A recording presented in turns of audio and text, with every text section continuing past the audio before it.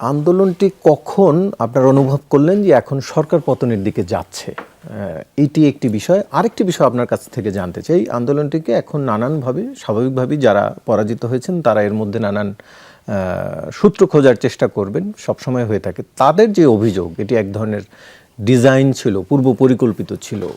আপনি কি জানতেন সেই পরিকল্পনার কথা যখন আন্দোলনে ছিলেন?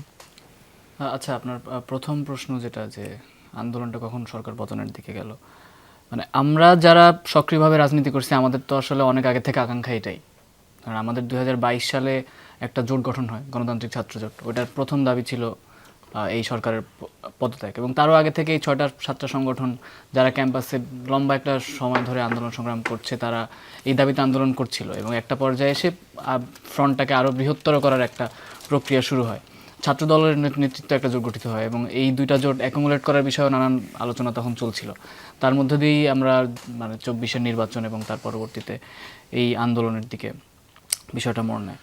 তো জাহিদ হাসান যেটা বলছিলেন যে পুরো জিনিসটা তো আসলে পিপল ওয়ার রেডি, রাইট? তো এই মানে জুলাইতে আমরা যেটা দেখি বা কি বলে 36 জুলাই যেটা দেখি সেটা তো আসলে লম্বা একটা সময়ের মানে লড়াই সংগ্রামের ফসল, যেটা আমরা দেখি যে মানুষের পুঞ্জীভূত ক্ষোভের একটা বহিঃপ্রকাশ, যেটা শেষমেশ মানে আপনি যদি এই ভূখণ্ডের ইতিহাস দেখেন তাহলে মানুষের বড় বড় আন্দোলনগুলো অনেক সময় পেটের জন্যই হয়েছে।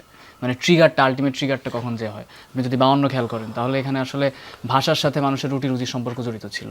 69 খেয়াল করেন, 71 খেয়াল করেন, প্রত্যেকটা টাইমে মানুষজন যেখানে যেখানে অপ্রেসড হয়েছে এবং অনেক বেশি মানে বৈষম্যের শিকার হচ্ছিল এবং সেই বৈষম্যটা তার রুটি রুজিকে এফেক্ট করছিল, ঠিক যে টাইমটা যে ওই টাইমটা যে জিনিসটা ট্রিগার হয়েছে, যেটা 18তে একটা ট্রিগার ছিল এবং 24-এ যে একটা বৃহত্তর ট্রিগারের মাধ্যমে আমরা মানে জনগণের যে অন্যান্য ক্ষোভ, সেই পুঞ্জীভূত ক্ষোভের একটা বহিঃপ্রকাশ আমরা দেখতে পাই।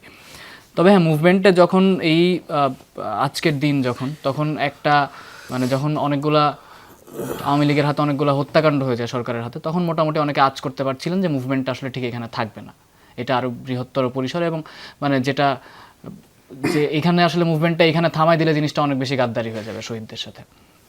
এবং খুব সম্ভবত যখন কারফিউ দেয় তখন গভর্নমেন্ট অনেক বেশি ভলাটাইল হয়ে যাচ্ছে, এটা অনেক বেশি মানে প্রকাশিত হয়ে যাচ্ছিল, এবং অনেকে আজ করতে পারছিলেন যে মুভমেন্টটাকে লম্বা সময় ধরে ক্যারি করতে হবে বা একটা টাইমে যে এটা হয়তো সরকার পতনের দিকে যাবে। আর যে আলোচনাটা আপনি আর একটা আলোচনা করলেন যে এটা কোনো ডিজাইন বা মানে আসলে তো নিশ্চয়ই প্রত্যেকটা আন্দোলন চলমান সময়ে অনেক পক্ষ তার মতো করে রোল প্লে করার চেষ্টা করে, কিন্তু আলটিমেটলি এটা জনগণের আকাঙ্ক্ষা ছিল। এবং এখানে ধরেন যদি শেষমেশ কোনো নেতা 3 তারিখে এক দফার ডাক নাও দিতেন, তখন তো অনলাইনে অফলাইনে সব জায়গায় এক দফাই চলতেছে। একটা অ্যানিমেশন ছিল, যে অ্যানিমেশনটা প্রত্যেকটা মানুষ আপলোড করছিল এবং যে যার যার মতো করে আসলে এক দফার কথাই বলছিল। এবং ইন্টারেস্টিংলি আপনি আব্দুল কাদেরের আজকে একটা ইন্টারভিউ প্রথম আলোতে গেছে, যেখানে 2 তারিখের দ্রোহযাত্রা আলোচনা এসেছে, যেখানে একটা মানে খুবই সিরিয়াস এবং গুরুত্বপূর্ণ আলোচনা, যে এখানে মুভমেন্টের একটা অংশ যারা সরকারের পতনের দিকে তখনই যেতে চাচ্ছিলেন না, স্ট্র্যাটেজিক কারণে হোক বা আমি আসলে জানি না কী কারণে চাচ্ছিলেন না, তো তারা হয়তো ভাবছিলেন যে মুভমেন্টটাকে আরও লম্বা সময় চালায় নেওয়ার জন্য একটু ব্যাক ট্র্যাক করা দরকার বা এনিথিং, আই ডোন্ট নো। কিন্তু তখন যে অন্যান্য পক্ষ বা জনগণের স্বতঃস্ফূর্ততার মধ্যে দিয়ে এক দফা চলে আসছিল, সেটা কাদেরের বক্তব্য এখানে স্পষ্ট হয়ে ওঠে। এবং তখন যদি মুভমেন্টের একটা অংশ বা মুভমেন্টের মূল নেতৃত্বে এক দফার দিকে নাও যাইতেন, জনগণ পরের দিনও নেমে আসতো। এটা ছিল মানে একদম ক্লিয়ার বাস্তবতা, যে মানুষজন নামতেছে, যে জানে না পরের দিনের কর্মসূচি কি, সেও পরের দিন রাস্তায় নামতেছে এবং তার আশেপাশে যেখানে মানুষজন সংঘবদ্ধ সেখানে যাচ্ছে। মানে আমরা তো দ্রোহযাত্রা সংগঠিত করেছিলাম, আমাদের তো ধারণা ছিল না যে দ্রোহযাত্রায় কত মানুষ অংশগ্রহণ করবে, এবং আমি নিশ্চিত যে দ্রোহযাত্রায় অনেক মানুষ আসছে যারা হয়তো এই কর্মসূচি সম্বন্ধে জানতেও না। তারা ছিল মাঠে, তারা অপেক্ষা করছিল কে যাবে, কোন দিকে যাবে, তারা জাস্ট অংশগ্রহণ করছে। যেখান থেকে তার যে দাবি, সেই দাবিটা যে স্লোগানে প্রকম্পিত হয়েছে, সেই স্লোগানের পেছনে সে হাঁটা শুরু করছে।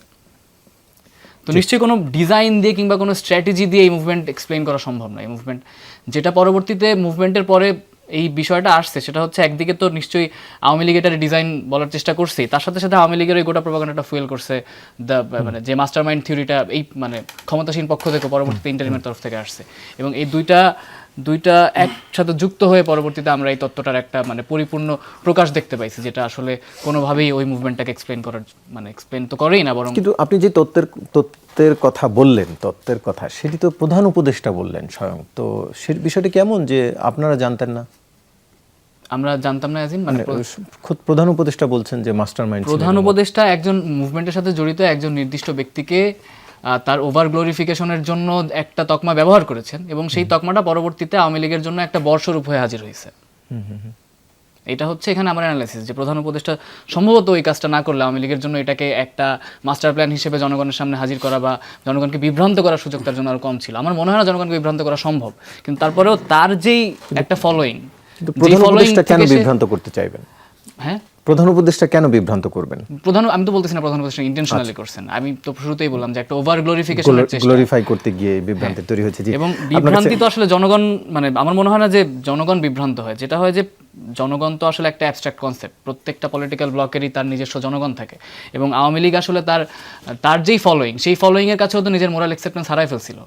তো তার মোরাল অ্যাকসেপ্টেন্স ফিরাইতে হয়তো বা এই তত্ত্বটা কাজ করবে, তার নিজের যেই কোর ফলোয়িং সেখানে একটু মোরাল স্ট্রেংথ হাজির করতে হয়তো হেল্প করবে। জি।